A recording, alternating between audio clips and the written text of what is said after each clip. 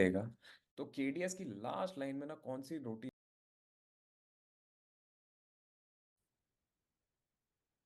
तो हम लोग पहला एग्जाम्पल देख रहे हैं कि हम लोग को ग्रेवी वाले रोल्स किस तरीके से बनाने होंगे।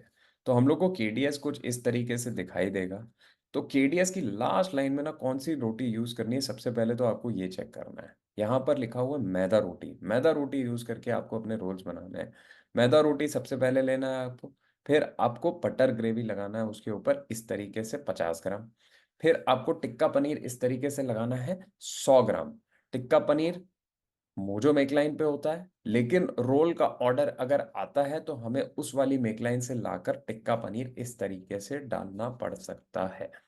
100 ग्राम डालना है। 100 ग्राम का मतलब ये है, टिक्का पनीर 100 ग्राम डालने का मतलब क्या है। टिक्का पनीर 100 ग्राम डालने का मतलब ये है कि उसमें पनीर और टिक्का मैरिनेशन दोनों मिलाकर 100 ग्राम जा रहा होगा। तो दोनों मिलाकर जा रहा होगा। पनीर 100 ग्राम और ऊपर से मैरिनेशन 20 ग्राम नहीं लगा होगा। जो हम लोग पनीर 100 ग्राम और 20 ग्राम मैरिनेशन मिक्स करके 120 ग्राम बनाएंगे, उसमें से 100 ग्राम टिक्का पनीर आपको रोल के ऊपर डालना होगा।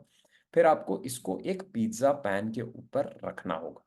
इस तरीके से आपको स्पैटुला की मदद से पिज्जा पैन के ऊपर ये रखना है। आप ये काम करछी की मदद से भी कर सकते हो। आपका पराठा करछी बदल चुका है, आपके पास पुराना वाला पराठा करछी होगा, उसकी मदद से आप रोल को यहां से उठाकर पिज्जा पैन के ऊपर ट्रांसफर कर दोगे। पिज्जा पैन पे ट्रांसफर करने के बाद आपको 2 मिनट पास करना है। आपको हमेशा ध्यान रखना है कि आप इसको 5 मिनट के लिए पास नहीं कर सकते, आप इसको रिवर्स पास नहीं कर सकते, आप इसको 5 मिनट पे हाफ पास नहीं कर सकते। आपको पक्के से एक इम्पिंजर में 2 मिनट पास इसको करना है। एक आपका पिज्जा वाला अवन चल ही रहा होगा 5 मिनट पे, आपको दूसरे अवन में 2 मिनट की सेटिंग हमेशा करके चालू रखनी है। और उस पे आपको रोल 2 मिनट पास करके बनाना है।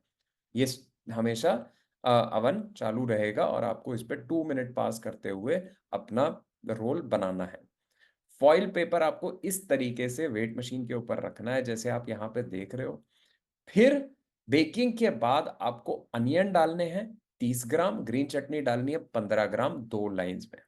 अब ये अनियन 30 ग्राम, ग्रीन चटनी 15 ग्राम, ये आपको लिखा तो आ रहा है, लेकिन आपके रेडी मार्क करने के थोड़ी देर बाद आप रेडी कब मार्क करोगे? आप रेडी तब मार्क करोगे जब आप इसको अवन के अंदर डाल रहे होगे।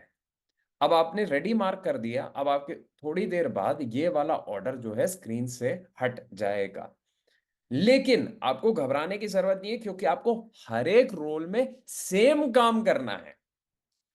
और वो क्या है काम? आफ्टर बेकिंग में आपको अनियन डालने हैं 30 ग्राम फैला के, फिर ग्रीन चटनी डालनी है आपको 15 ग्राम, 2 लाइन में, 2 पतली लाइंस में आपको 15 ग्राम ग्रीन चटनी इस तरीके से डालनी है, जो सेंटर के आसपास हो। 2 अलग 15 ग्राम की लाइनें होंगी। इन सबको हम लोग स्पून की मदद से अब इकट्ठा कर देंगे बीच में। टॉपिंग को स्पून की मदद से बीच में ले आएंगे। ये जो लास्ट के अनियन, ग्रीन चटनी और बीच में टॉपिंग करने के काम है, ये हर रोल के लिए सेम है, इसलिए आपको याद भी होने चाहिए। साथ ही आपको केडीएस पर वैसे तो ध्यान दिलाने के लिए लिखा भी आ जाएगा, लेकिन आपके रेडी मार्क करने के थोड़ी देर बाद ये हट जाएंगे। इसलिए आप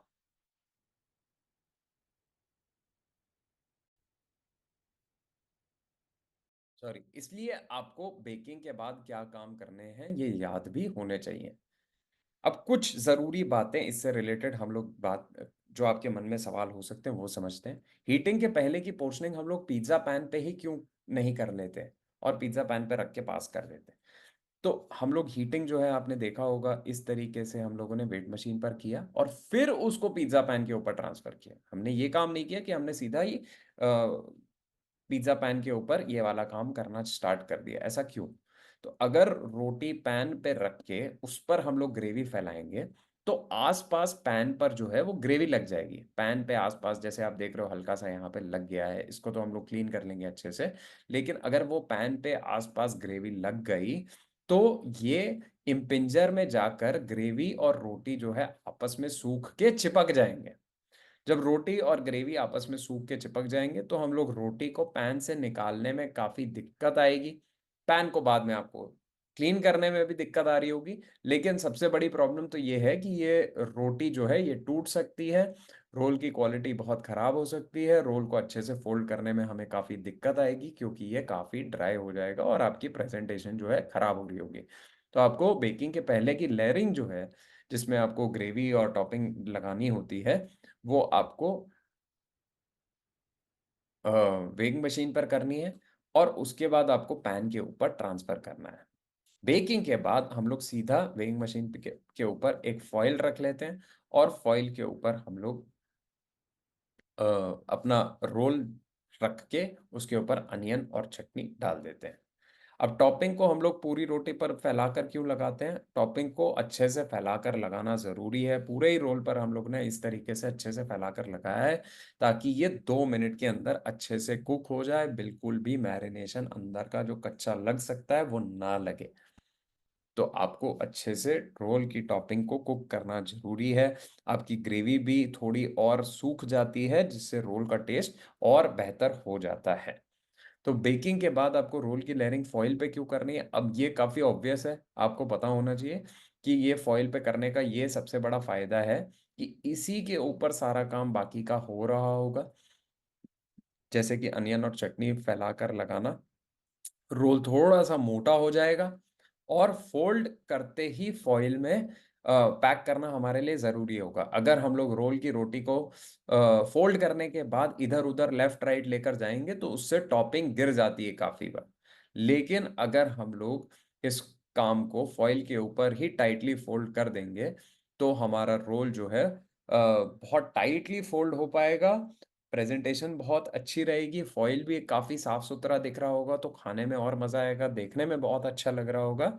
और टॉपिंग भी लेफ्ट राइट गिरेगी नहीं क्योंकि हम लोग उसको फॉइल के अंदर ही रोल के बीच में सीमित रख पाएंगे।